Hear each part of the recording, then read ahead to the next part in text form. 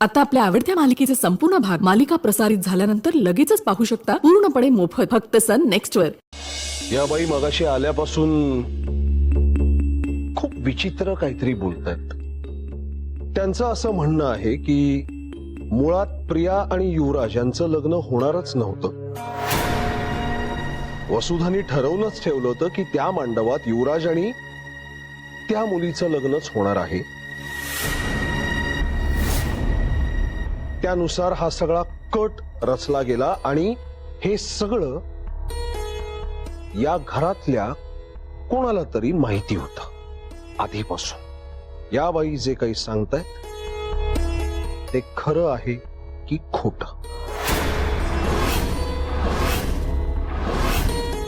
मंजिरीताई, अहो द्या ना उत्तर। गौतमजी, तुम्हाला तुमचं उत्तर मिळालं असेल नाही? आत्या, तू हे आग लावणं थांबव आता आणि निघ इथून प्लीज।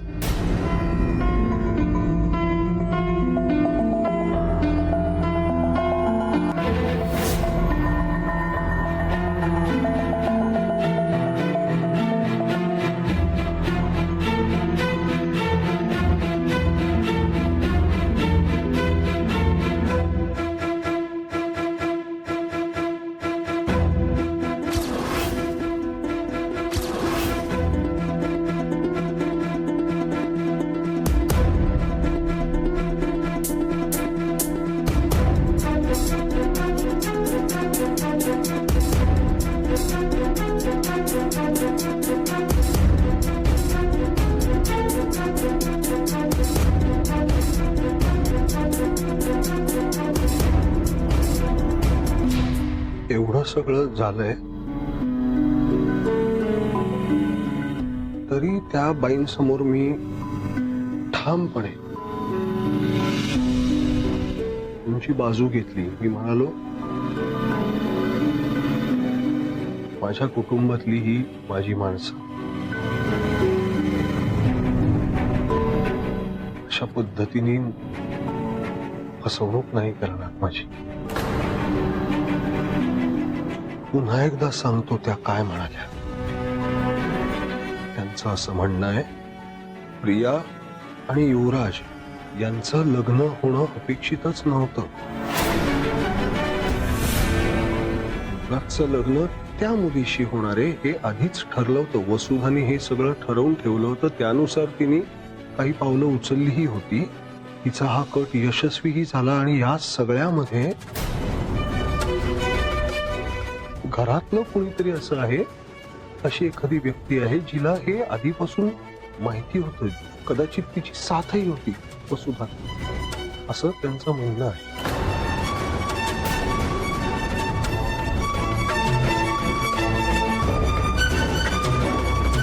मंजिरी,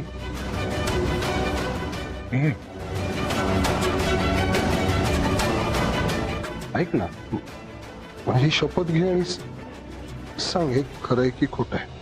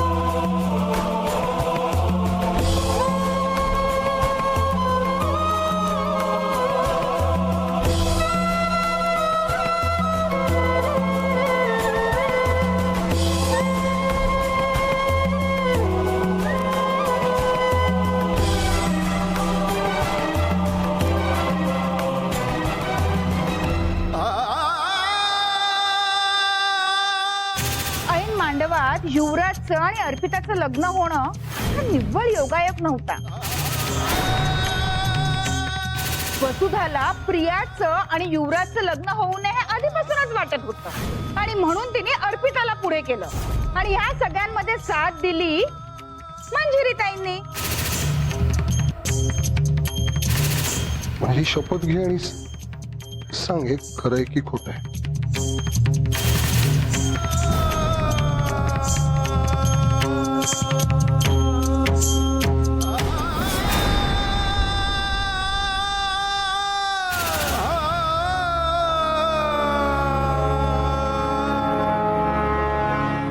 भाऊजी भाऊजी मी काय म्हणते माझं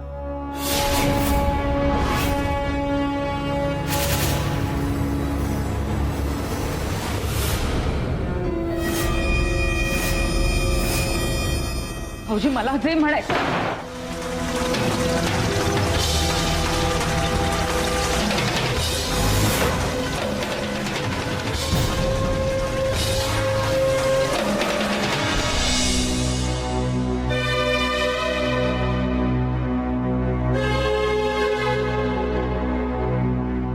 गौतमला हे सगळं आधीच सांगायला हवं होतं. तशी वेळच नाही आली ना म्हणून. आमचं आधीच ठरलं होतं बाबांना काय ते सगळं खरं खरं सांगायचं, पण बाबांची तब्येत बिघडली म्हणून आणि त्यानंतर कोणाचीच हिंमत नाही झाली ग त्यांना काय ते सांगायची. पण आम्हाला कुठे माहिती होतं की बाबांना हे आज अशा पद्धतीने कळेल.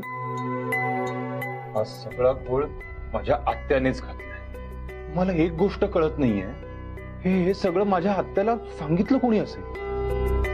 मला असं वाटतं युवराज, या सगळ्याचा आता विचार नको करूया. उलट इथून पुढे काय करायचं याचा विचार करूया. यांचा राग आधी शांत व्हायला हवा. अय्य ग, डॉक्टरांनी सांगितलं होतं बाबांना राग येईल, टेन्शन येईल, असं काहीच करायचं नाहीये. आणि त्यात हे सगळं. युवराज,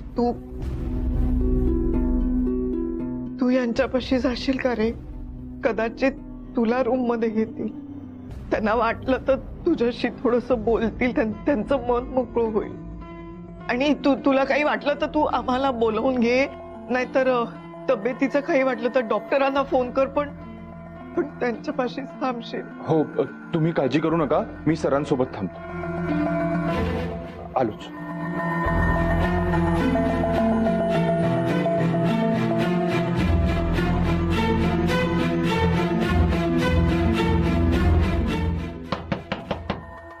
गौतम सर, गौतम सर, दार उघडा प्लीज.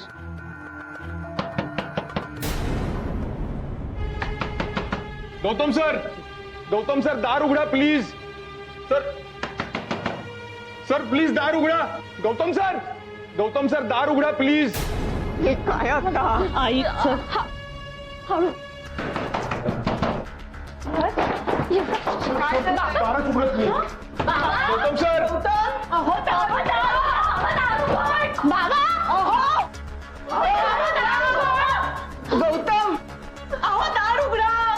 बाबा दार उघडा ना. गौतम दार उघड. मंजिरीताई मी आले होते भाऊजींशी बोलायला, पण त्यांनी संतापाने दरवाजा लावून घेतला. खूप रागात होते ते. देवा, हे आता आत काही झालं नसेल ना? दार उघडा. या रेणुकानी पण ना बोलताना विचार नाही केला. विघ्न संतोषी माणसं असतात. गौतम, दार उघड. दार उघड रे. गौतम, एक मिनिट, तुम्ही सगळे बाजूला.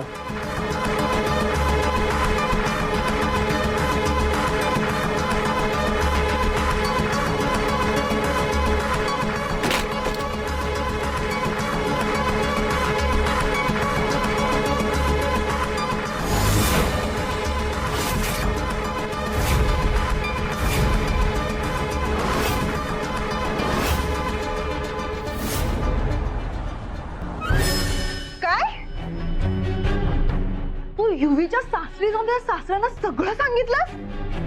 अगं मम्मा, काय गरज होती तुला?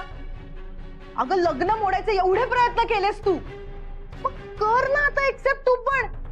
अगं झालंय त्यांचं लग्न, संपव आता हा विषय. माझ्यासाठी नाही. माझ्यासाठी हा विषय तेव्हा संपेल जेव्हा तुझं आणि युवराजचं लग्न होईल.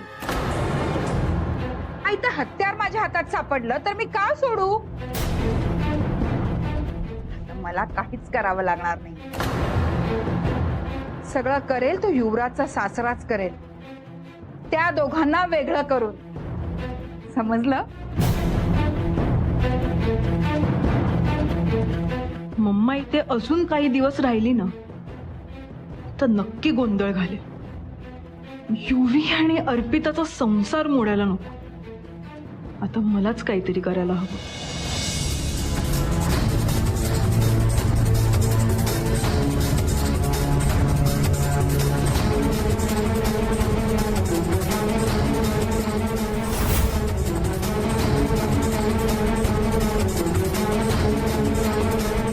गौतम, तू इथे इतक्या शांतपणे बसलायस? आम्ही सगळे बाहेरून तुला हाका मारत होतो, ऐकू नाही का आलं? ऍक्च्युली वाटलं मला कोणीतरी हाका मारतंय असं. अरे पण मग पण मग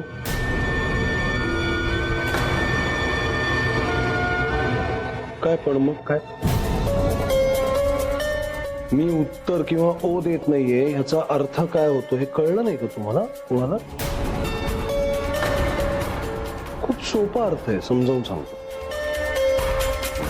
तुम्हा कोणाचंही काही ऐकायची किंवा तुम्हा कोणाशी काही बोलायची माझी इच्छा नाहीये. सिंपल. तुला काहीतरी होईल, तुझं बीपी वाढेल, चक्कर येईल असं सगळ्यांना आम्हाला वाटत होतं आणि त्या भीतीमुळे आम्ही बाहेर गारठलो होतो. हे माझं वय आहे का हे सगळं सहन करण्याचं? का असं वागतोयस तू? का सगळ्यांना त्रास देतोयस? हो. मी त्रास देतोय? अच्छा, मी त्रास देतोय.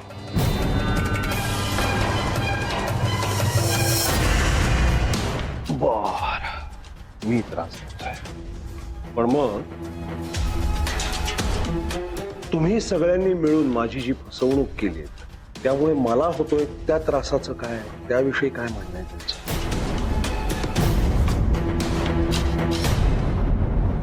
अहो तुम्ही तू बोलू नकोस हं काही. अजिबात. प्लीज.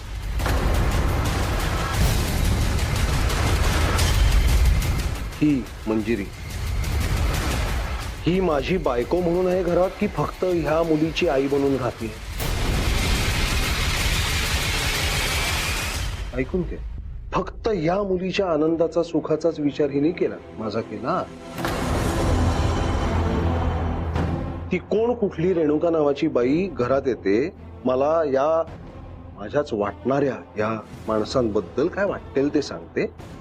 माझा त्या बाईवर काडीचाही विश्वास नाही, तिच्या एका शब्दावरही.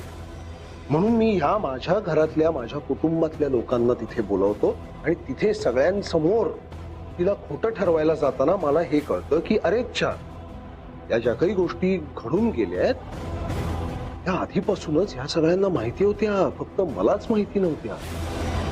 थोडक्यात तुम्ही सगळ्यांनी मिळून या अपशकुनी मुलीचं लग्न व्हावं म्हणून हा सगळा कट रचला. कोणीही कट वगैरे बरं ठीक केलेला आहे, कट नाही.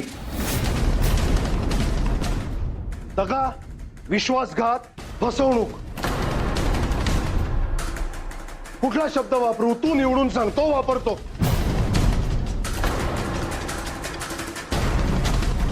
जे घडलंय ते तेच राहणार आहे ना? निर्माण झालेली परिस्थिती, माझी झालेली अवस्था बदलणार आहे का? नाही.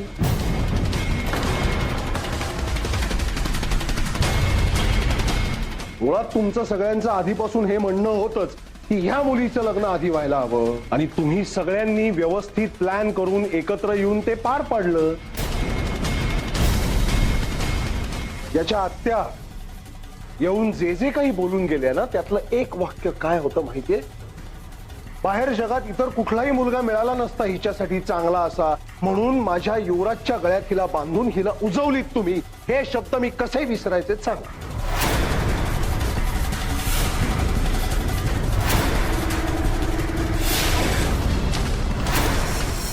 याच्या आत्या येऊन जे जे काही बोलून गेले ना त्यातलं एक वाक्य काय होतं माहितीये, बाहेर जगात इतर कुठलाही मुलगा मिळाला नसता हिच्यासाठी चांगला असा, म्हणून माझ्या युवराजच्या गळ्यात हिला बांधून हिला उजवलीत तुम्ही. हे शब्द मी कसे विसरायचे सांग.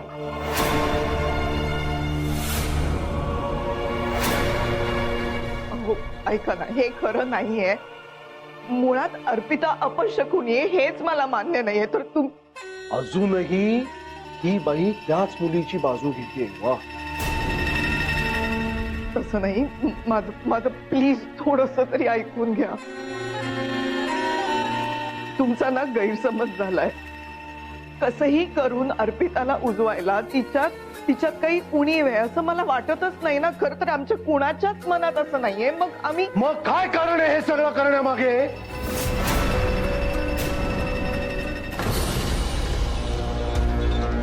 एकदा तरी स्पष्टपणे खरं काय ते सांगा ना मला. कुणीही बोला, आत्ताच्या आत्ता कारण सांगा. चला,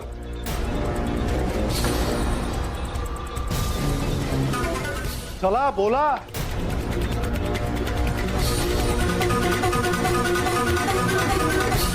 सर, खरं कारण मी तुम्हाला सांगतो.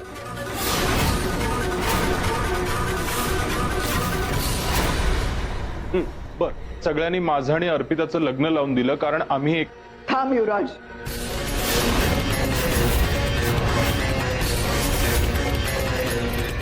यांचा माझ्यावरचा राग निवळावा म्हणून माझ्यावरचा आळ तू स्वतःवर घेऊ नको. मी सांगते सगळं. प्रिया आणि नील बद्दल तुम्हाला सगळ्यांनाच मांडवात कळलंय, पण मला आधीपासून माहित होतं. म्हणूनच मी स्वतःहून वसुधाताईंकडे गेले होते की मला थोडी मदत करा. प्रिया जर का मांडवात आलीच नाही तर कदाचित युवराज आणि अर्पिताचं लग्न लावावं लागेल.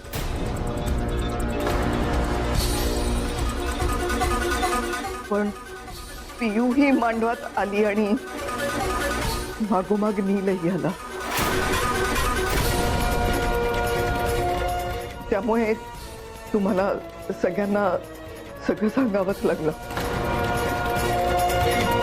हेच खरं आहे. पण मुद्दाम तुमच्या विरोधात कट कारस्थान कोणीही रचलेला नाहीये. मी हे काय आहे? हे आत्ता तू जे काही सांगितलंस त्याला काय म्हणतात तुझ्या भाषेत? तुम्हाला आता काय म्हणालीस? या मुलीचं नीलवर प्रेम आहे हे तुला आधीपासूनच माहिती होतं म्हणालीस ना? बरोबर आहे ना माझं? मग ही गोष्ट वेळच्या वेळी मला निदान सांगण्यासाठी काय तोंड शिवलं गेलं होतं का? अजीब झडली होती. ही एक निर्बुद्धच आहे, बेअक्कल लाडावून ठेवली गेलीये. पण तुझं काय? घरात लग्नाची तयारी चाललीये, खरेद्या चालल्यात, विधींवर विधी चाललेत, हळद काय, संगीत काय. आपण मूर्खासारखे युवराजच्या घरी जाऊन पत्रिका वाटतोय आणि ही गोष्ट तुला आधीपासून माहिती होती आणि मला एका एरवी चादर कुठल्या रंगाची घ्यायची वगैरे ह्या गोष्टीत मत विचारतेस. ही गोष्ट निदान एका शब्दाने स्वतःच्या नवऱ्याला या लेकीच्या बापाला घेऊन सांग. मी विचारावं वगैरे, परवानगी वगैरे मागावी असंही म्हणत नाही, सांगावं असंही नाही. अगं जास्त मोठी फसवणूक तू केलीस मंजिरी. आणि अजून काय म्हणालीस? प्रिया मांडवात येऊच नये म्हणून वसुधाची मदत मागितलीस तू. आणि मग ऐन मुहूर्ताच्या वेळी प्रियाला त्या खोलीत डांबून ठेवलं गेलं. त्या कटातही तू सामील होतीस का बाई? सांगून टाक आता काय ते मोकळेपणाने. बोल बाई खरं आता सगळं.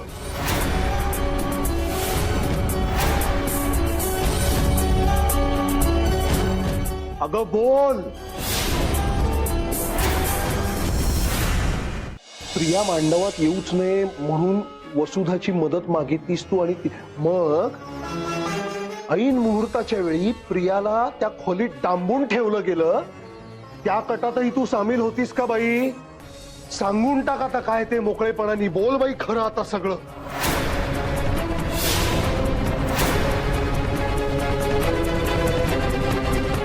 अगं बोल.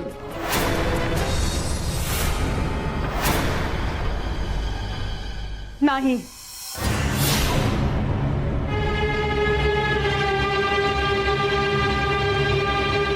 याबद्दल इथे कोणाला काहीच माहिती नाहीये भाऊजी. हे जे काही घडलं ते मी आणि माझ्या भावाने मिळून केलं होतं.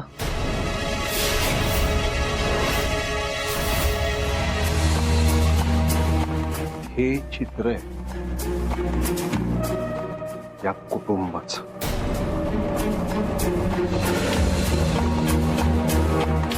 जी गोष्ट नवऱ्याला विश्वासात घेऊन सांगायला हवी ती गोष्ट सांगितलीच जात नाही.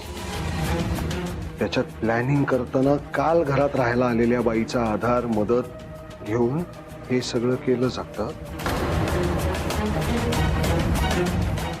ऍक्च्युली आता ना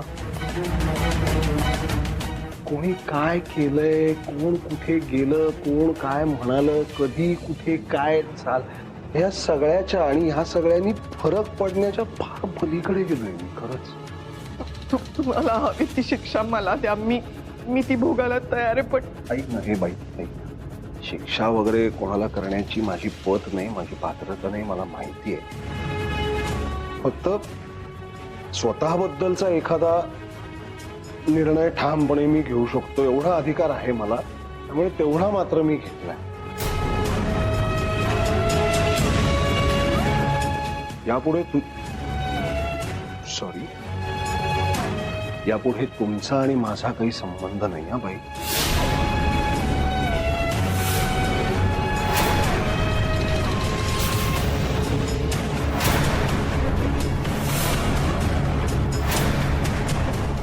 आपलं जे काही नातं होतं असेल ते यापुढे संपलं.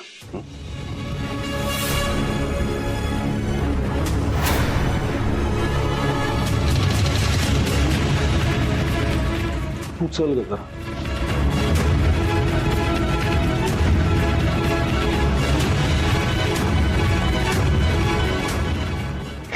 अगं,